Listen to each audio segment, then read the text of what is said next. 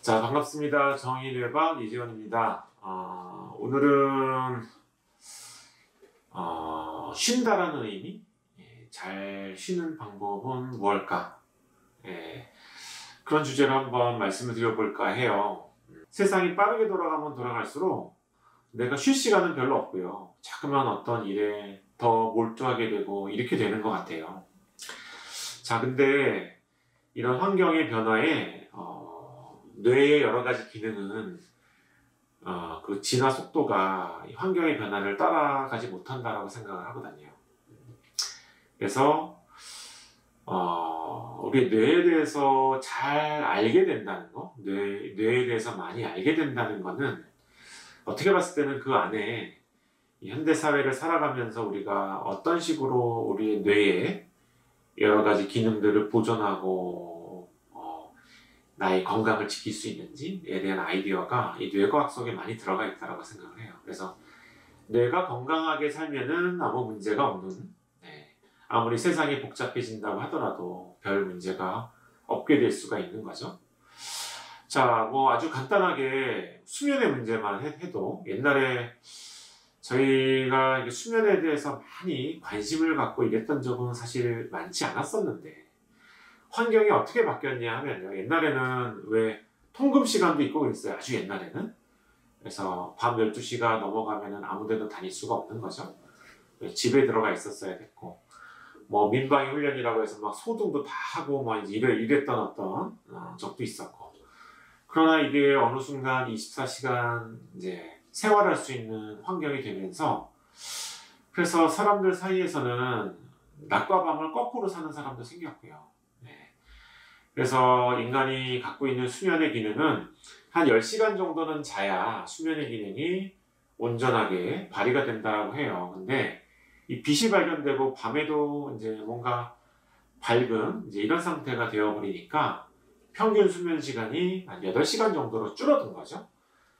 근데 최근에 젊은이들 보면은 이 시간마저도 아까워서 어떻게 8시간을 자요?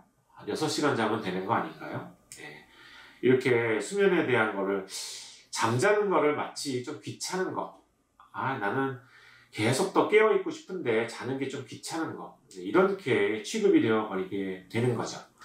그러니까 이제 수면의 문제가 막 발생을 하는 거예요. 옛날에 저희 나라에는 사실은 기면병 이런 것들은 저는 옛날에 공부할 때는 텍스트북에서나 봤지 실제로 환자분을 본 적이 없었는데 요즘은 기면병 환자들이 많이 있거든요. 그런 치료를 받으시는 분들이 많이 있고, 이런 게 우리 뇌가 만들어진 대로 우리가 지금 살고 있지 못하기 때문에 우리 뇌는 규칙적으로 한 8시간 정도는 자야지 충분한 수면이 되는 이런 뇌를 갖고 있는데, 또 잘라서 자면 안 되는 이런 뇌를 가지고 있는데 이 환경이 그런 걸 지켜주지 못하는 거죠. 자, 그것 중에 이제 또 이제 한 가지가 최근에 보고 그러면 너무 복잡하고 어려운 문제를 처리하느라 굉장히 여러 가지 직업분들 중에는 특히나 이런 직업을 갖고 계신 분들이 더 많은 거죠. 이 정신노동을 많이 하시는 분들. 그래서 뇌에 여러 가지 감각기는 무시가 되고 앞부분에 뭔가 계획을 세우고 뭔가 추상적인 어떤 개념들을 뭔가 생각을 해야 되는 이런 전두엽을 굉장히 많이 쓰시는 분들이 점점 많아진 것 같아요. 이걸 제가 어떻게 느끼냐 하면 뇌파를 찍어보면 그런 걸 느낄 수가 있거든요.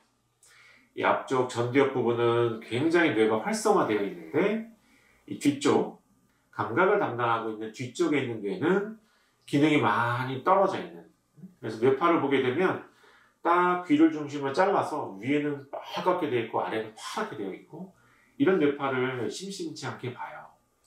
그래서 이런 분들은 너무 뇌가 이게 뇌는 적당히 일을 하는 뇌도 있고 적당히 쉬는 뇌도 있고 이렇게 밸런스가 맞아져야 되는 건데 직업상 또는 우리가 뭔가 일에 관련된 것들을 많이 하게 될수록 우리한테 수입이 많아지게 되고 이 세상에 이제 뭔가 어떤 프레셔가 자꾸만 조금 더 일을 해야 되고 뭔가 열심히 더 시간을 할애해서 내가 노력을 해야 되는 쪽으로 계속 어떤 푸시가 되고 있기 때문에 그래서 전두엽을 많이 써야 되는 이런 분들이 뇌파를 보면은 그런 불균형이 오게 돼요.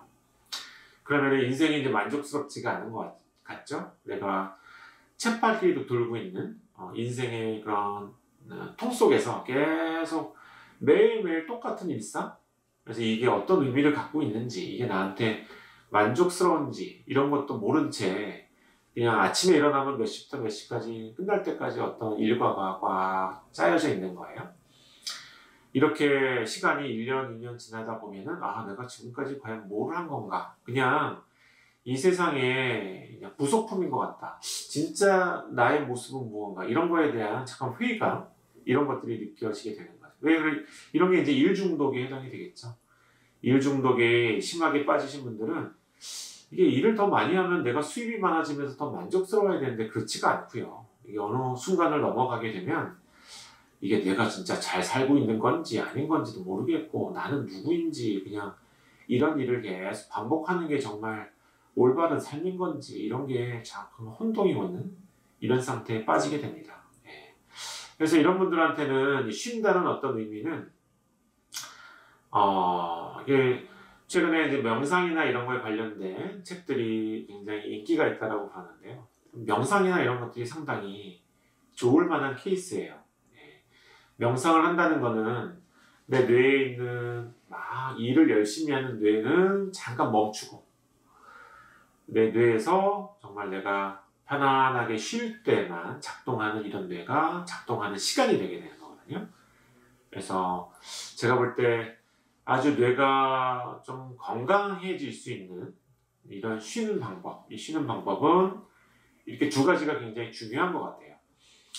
그래서 일단 첫 번째는 수면이 굉장히 적절하고 충분해야 된다고 생각을 하고요. 이거 한 가지랑 또 하나는 너무 머리를 많이 쓰고 있는 이런 생활을 하고 계신다면 뭐 명상이라든지 이런 것들을 통해서 내 쉬는 뇌가 좀 작동하고 활동하면서 나를 좀 찾는 이런 시간을 갖게 되는 거죠. 실제로 쉬는 뇌라는 게 우리가 명상을 하면서 이제 쉬는 뇌의 작동을 조금 더 이제 올리게 되면 그걸 통해서 우리가 느낄 수 있는 게 나는 누구인 거에 대한 어떤 물음, 내가 정말 잘 인생을 살고 있는지. 그래서 이게 뭐 오토바이오그래피컬 메모리 뭐 이런 식으로 쉬는 뇌의 기능을 이야기를 해요. 그래서 내가 정말 인생을 잘 살고 있는 건지, 또 다른 사람을 쳐다볼 수 있는 이런 여유가 생기게 되는 거고요. 이런 명상을 통해서.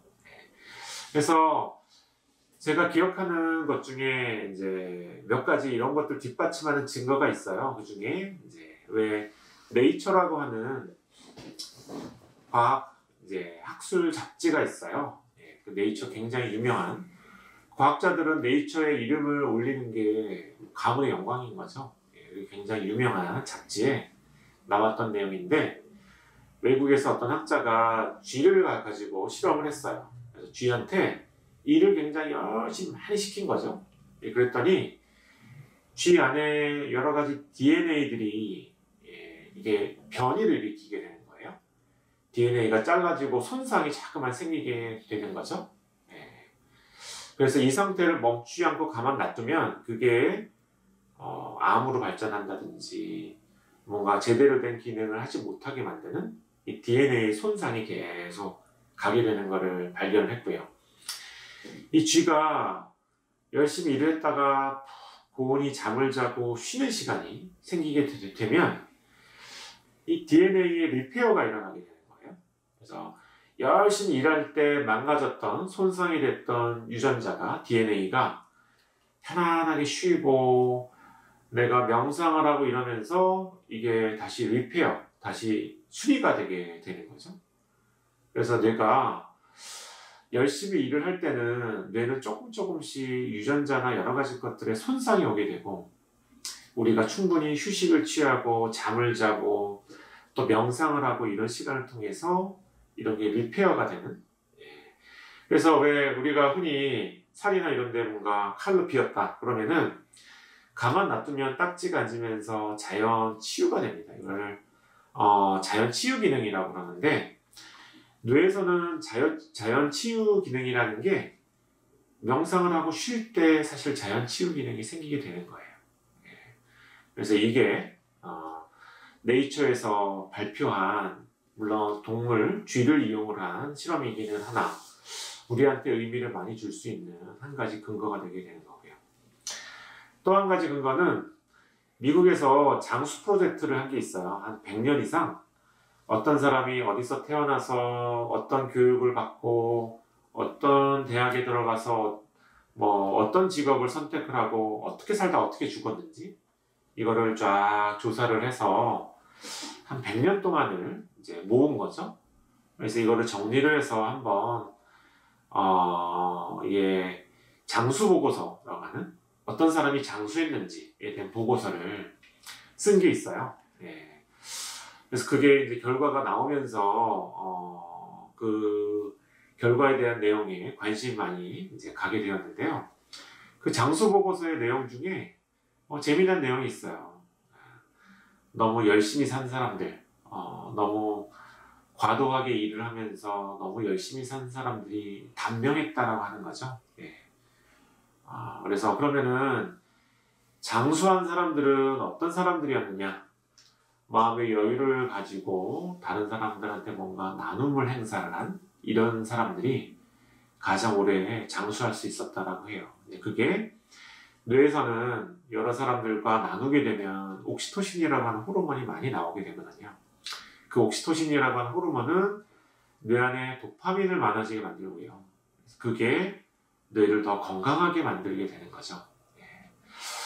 자, 그래서 이런 어떤 증거들이 있습니다. 그래서 이 세상은 자꾸만 우리를 더 채찍질해서 더 열심히 쉬지 않고 살기를 원하고 바라고 있습니다. 그러나 그게 이제 나에게는 어떻게 놓고 봤을 때는 건강을 해치는 일이 될 수도 있는 거고, 뇌 건강을 망가뜨리는 이런 일이 될 수가 있습니다. 그래서 인생의 속도를 한 템포 좀 늦추시고, 잠을 충분히 확보를 하시고, 명상이나 아니면 휴식 시간을 통해서 충분한 뇌가 자가 힐링을 할 수 있는 이런 시간을 가지시는 게 뇌를 바라봤을 때 가장 건강하게 쉴 수 있는 방법이 아닐까, 이런 생각이 듭니다. 자, 이상으로 오늘 내용은 마치도록 하겠습니다. 도움이 되셨으면 좋겠습니다. 감사합니다.